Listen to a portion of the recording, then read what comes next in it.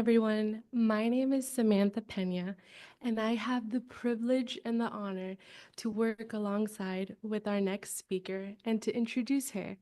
But before I do that, we decided that we wanted to lead the audience through a quick breathing exercise. So if you don't mind joining us and just closing your eyes, sitting in an upright posture with your shoulders rolled back, with your 2 feet planted flat on the ground and your 2 palms open. And so what we're gonna do is we're gonna do 3 deep breaths, but when we inhale, we're going to inhale peace and joy, and when we exhale, we're gonna exhale any of the stress or anxiety or any of the life stressors that we walked into this room today with. So when we inhale, we're gonna go 1 deep breath, hold for 3 seconds, and then exhale. So again, inhale, we're gonna inhale peace, hold for 3 seconds, and then we're gonna exhale stress. So one more time, inhale, hold for 3 seconds, and exhale. You may open your eyes now. And so the reason why we decided to do this quick breathing exercise is because our next speaker, Aileen, she is passionate about bringing sustainable mental health resources. And it's important that we recognize when we need to take a moment to just take a deep breath, recenter ourselves and our energy and focus. And so Aileen, she is a passionate person. She has taken her life experience of her own trauma and journey and turned it into motivation to motivate others to work beyond their own circumstances. So as we welcome our guests, she's going to teach us about the infinite possibilities that we get to encounter through our own journey of mental challenges to mental wellness. So if you would join me in welcoming Aileen Amador Mezza to the stage. That's amazing. Thank you, Samantha. So I don't need to really introduce myself because she did an amazing job. I am Aileen Amador Mezza. And besides, she didn't mention this, I am an author as well. This is the book I authored. I'll talk a little bit about it towards the end of my presentation. Okay. So what I'm going to do is my slides, I don't have too many PowerPoint slides. I'm more of an impromptu talker. However, I do have my timer, Jamie, okay? So I'm going to start with the slides, and I'm really just going to go over my overall mission with my nonprofit, and then I'll share a little bit, like she said, about my personal story. So my story is a story of resilience, right? That's what I'm speaking of, right? Overcoming through my journey of mental challenge, overcoming not mental wellness. I like mental wellness because I don't want to talk about mental health, but I think mental wellness really is having balance. I'm never going to be healed from the struggles of life because we're always going to have ups and downs. But just wanted to make that point. Mental wellness to me means balancing life, balancing the good and the bad. So my mission, the mission with my foundation, the Amador Foundation, is a mental health and supportive services nonprofit that unites under the power of Amador, a term that embodies love and compassion. We harness this love to empower individuals on their mental health journeys and provide them with a warm and caring environment. The passion, my passion. My personal journey led to create this nonprofit, a journey that exposed the significant gap within the mental health industry. This gap, which I too fell into, highlighted the fact that not everyone has the means to access quality mental health services in a safe and nurturing environment. I witnessed firsthand the mistreatment and stigma surrounding mental health illnesses, an experience that deeply affected me and fueled my determination to bridge the gap between mental challenges and mental wellness. My dedication, this is where I'm going to be raw and real. I'm going to say that my book is called, Look, This Is the Way It Is, but there is a subheading called A Perspective of Life Through the Lenses of a Very Real Chick. This book is really me speaking to the world, very raw. My biggest fan, and this book would never have come to fruition, I started it in 2017. A very well-known doctor, which I'll speak of, Dr. Michael Larden, MD, wrote the foreword. As you see on the screen, that is my beautiful blended family. And the main message in my book is, look, life's always going to throw you something. You could be publishing your book, ready to advocate, and life's just going to throw you something. In July of 2018, I actually went to Sacramento.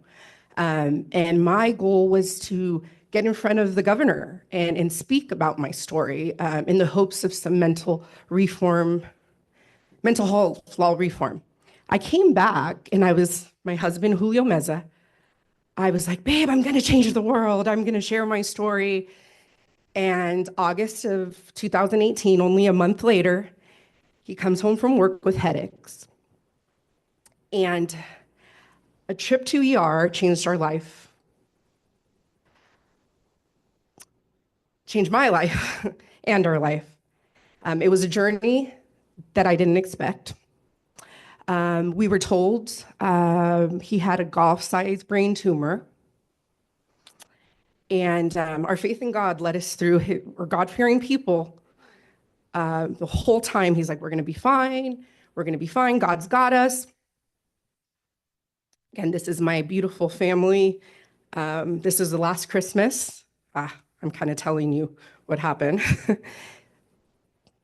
To go forward, the boys are two boys that I raised, my bonus sons. We were married when they were 8 and 10, and our little girls there were 4 and 6, 4 and 7.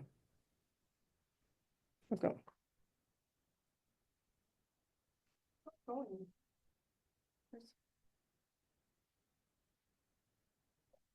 Oh, it's Rosie.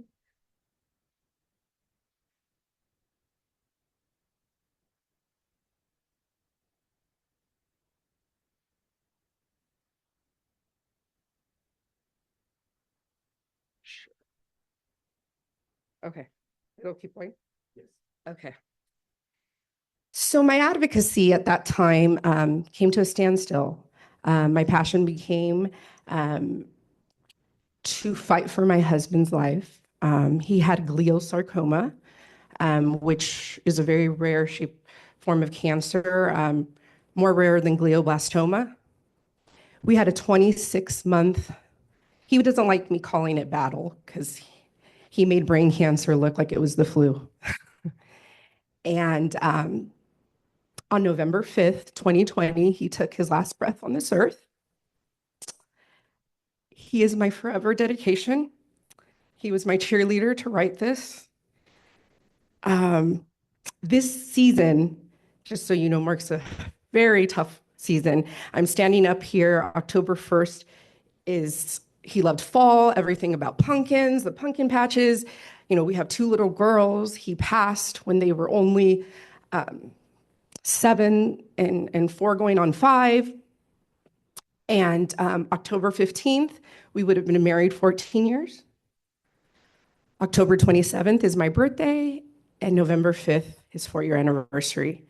So I just thought it was fitting to dedicate today's presentation to him, because I have been a little emotional, but you know what? He's with me, I am certain. Okay, going to tell you a little bit about the story. And these are the 4 bullet points, but I'm going to go, uh-oh, I didn't notice this. I have to say this. So I'm Colombian. You spelt this Colombian. Oh no, I don't know how I didn't. That is the pet peeve of a Colombian. Did you change that? I did not see that. Oh no. Okay, so my family is first generation Colombianos from Barranquilla, Colombia. If you don't know where Barranquilla is, that's where Gloria from Modern Family's from in the show, and that's where our Shakira Hips Don't Lie girl is from. I embraced my culture. My parents embraced it as well. As first generation Latinos, they came to America. My dad came to New York first, served in the US Army. He is a veteran. Didn't go to war, but he did go to Korea and was stationed in Korea. Was able to bring my mother, a lot of his siblings here, and basically raise, they ended up moving to Hollywood because my grandmother on my mother's side was there. My mom did not want to raise a family in New York, no point intended, anyone that's on the East Coast. But she's like, nope, I'm not going to raise a family in New York. So we moved to California. I grew up what I call a Colombian colony in California. Um, I am so Colombian American. Born here, but if you hear me speak Spanish, everyone's like, were you born there or something? Because I wear that pride. I wear my flag, amarillo, azul y rojo, which is the colors of the Colombian flag. I bleed it because my parents embedded those roots. And culture is pride. The problem is when you, like most immigrants, when they come from another country, they don't adapt to the American culture. And raising, I have an older sister, we're 5 years apart. My dad did the best. He comes from humble means in Colombia, so did my mother. They worked for General Motors, retired from GM. My father, my dad, my mother worked for Hughes Aircraft, later bought by Boeing. They had the jobs that they retired for that in the 60s, you could get. And, they wanted us to go to college, and I did. We'll get to there. And follow their footsteps and do, frankly, what you're supposed to do. Okay? You're supposed to go to school and do the 4 years and get the degree because that's what we're expected. The restriction and the strict upbringing was a lot for me because I grew up in a bubble. And so I went to 12 years of Catholic school. My last 4 years were all-girl high school in California, Lakewood, California, called St. Joseph High. And I decided I'm ready at 17 and a half to go to San Diego State and live life. 17 and a half, because obviously we're programmed to say we're adults at 18. I say 17 and a half because, of course, my birthday is October 27th, so I didn't turn 18 till I was there. So you could imagine, I remember getting moved into my dorm a week before school. I was by myself, laying in my dorm, and I was like, I applied undeclared, and the only thing that I knew I wanted to declare was my freedom. And I laid there because my roommate hadn't showed up. I lay there in my dorm like, oh my gosh, wow. My roommate shows up, fast forward a couple days before school was going to begin. And she's this spunky girl from Hemet, California. She comes in and she's like, so I just want to let you know, I love weed. I love Tupac. And I was like, okay. And I went through the whole DARE graduation, say no to drugs, right? I was like, and I had drank. I knew drugs were readily available, but I was like, okay, cool. She proceeds to her side of the dorm, puts like a big marijuana leaf poster on her side, a Tupac Shakur poster. My parents came to visit me a week later and they're like, oh my gosh, where did I leave my daughter? My first fraternity party, oh my gosh, I got so intoxicated. I was like, yeah. And I don't know if you're familiar that San Diego State is very close to the border. Tijuana, I don't know why I'm saying it like I don't know Spanish. Tijuana, Mexico. And yeah, that was when you can cross the border and you could just go in. There's a street called Revolution Street. Um, Bars, you could drink, $3 all you can drink, and cross the border and just say I'm a US citizen. You know, they weren't checking papers. So you can imagine, I spent a lot of time my first year and a half crossing that border. I dabbled for the first time. I smoked weed for the first time at San Diego State. I lost my virginity at a fraternity party. What else? I got heavily into methamphetamines, speed. After we were at the library studying for finals, a friend says, "Hey, this will help us stay up," and there we go. I became a. When you're doing it that young, you're not an addict, but I could say now I was an addict because I needed it. Fast forward, I started doing psychedelic. I don't want to say psychedelic, but I did mushrooms. For any of you that know the term, it's psilocybin mushrooms. It's shrooming, right? I had a couple friends that would do it because they would do acid and go to raves. So the first couple times I did it, I was so like, this is like Disneyland. This is amazing. In 1998, on my third occasion of doing mushrooms, I didn't get off the trip. Did it like with 7 of my friends, like you normally do it. They all came off the trip for 3 days. We were 19 at that time. They're like, Aileen's not sleeping. She's like, I don't know. Like, she's like, she didn't come off. She'll be okay. I mean, at that point, what are these 19-year-olds going to do? Like, call ER and say, my friend, is shrooming. So I kept going and going in my mind. I woke up on January 13th, 1998, thinking the end of the world was coming. Naked in a blanket, I walked onto Montezuma Road, which is the main street, and I was taken in 5150. For anybody that doesn't know what 5150, it's Penal Code 5150 in California. You are a danger to yourself or to society. I was just some stupid college kid, hence it ended up being a drug-induced psychosis, 5150.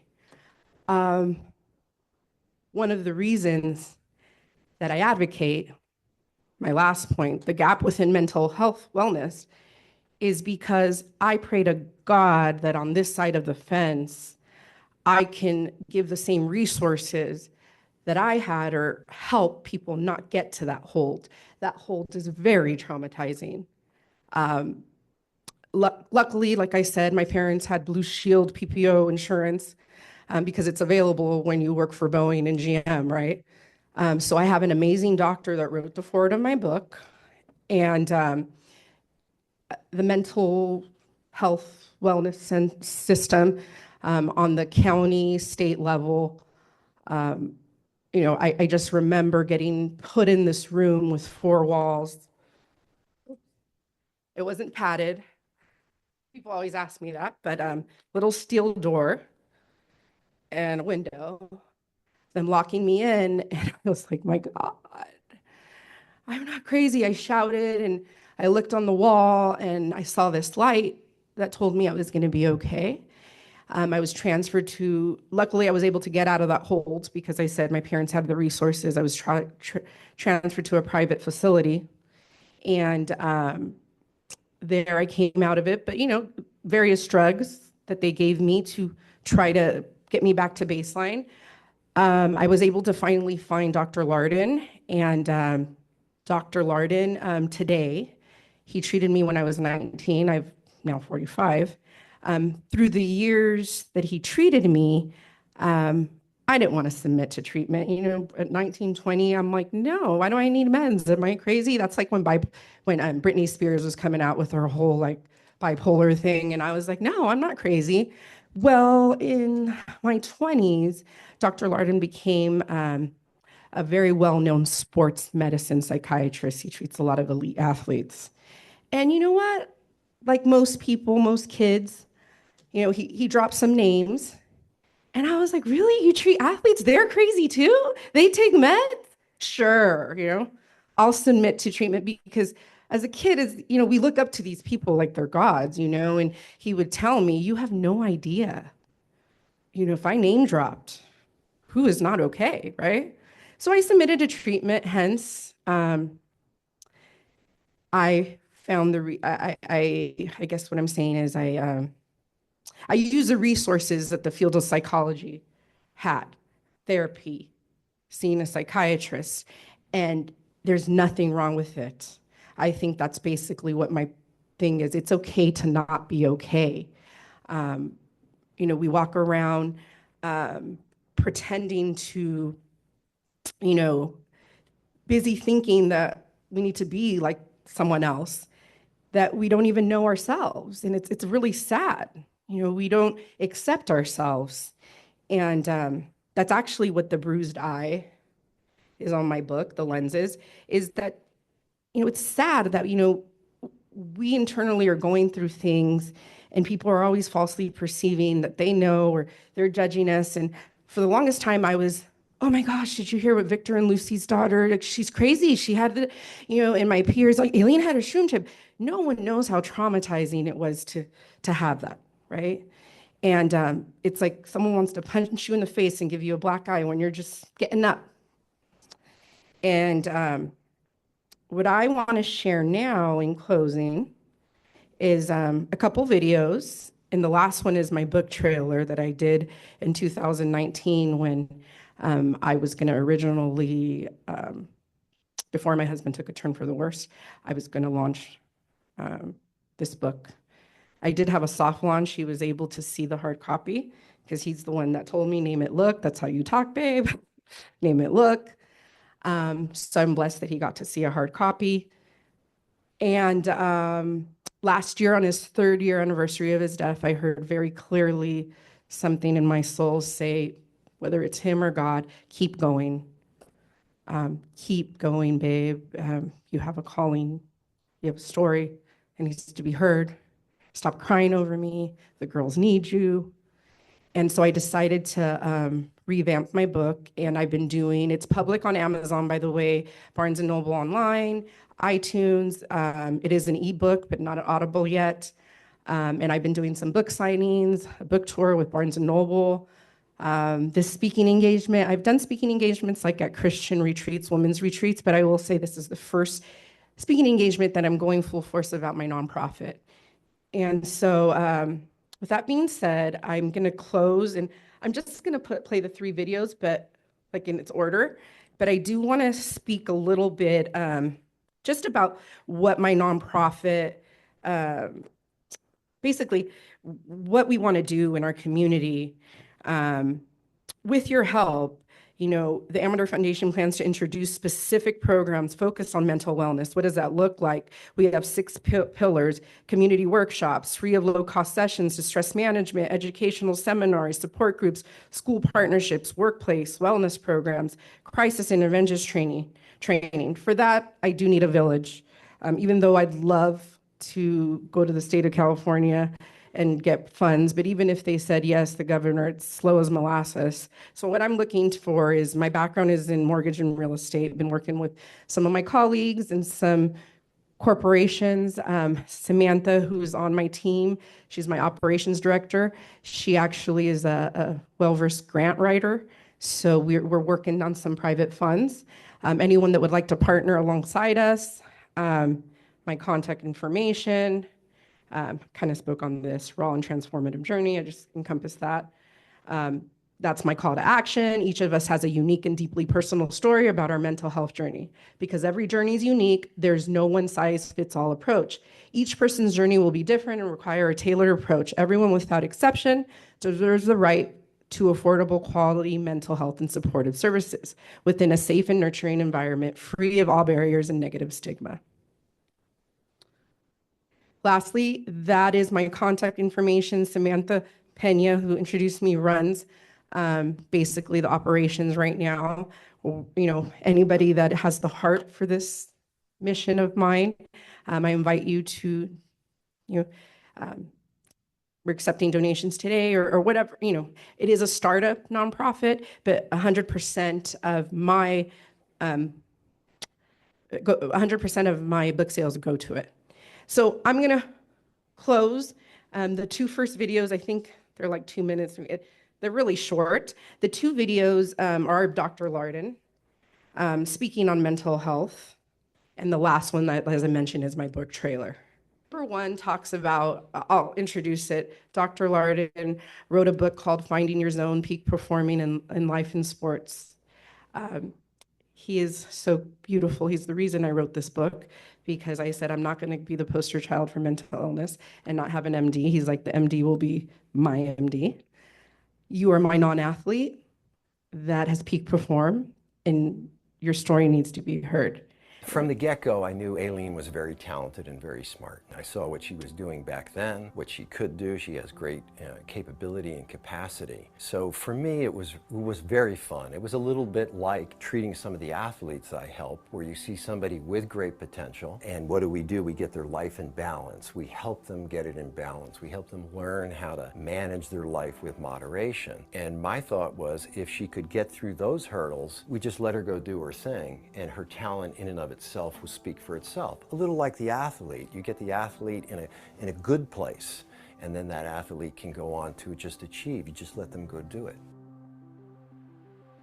Kind of introduced that one pretty good. So I think just go into the next one. The next one, he's very short, talking about the epidemic, whether mental illness is an epidemic or not.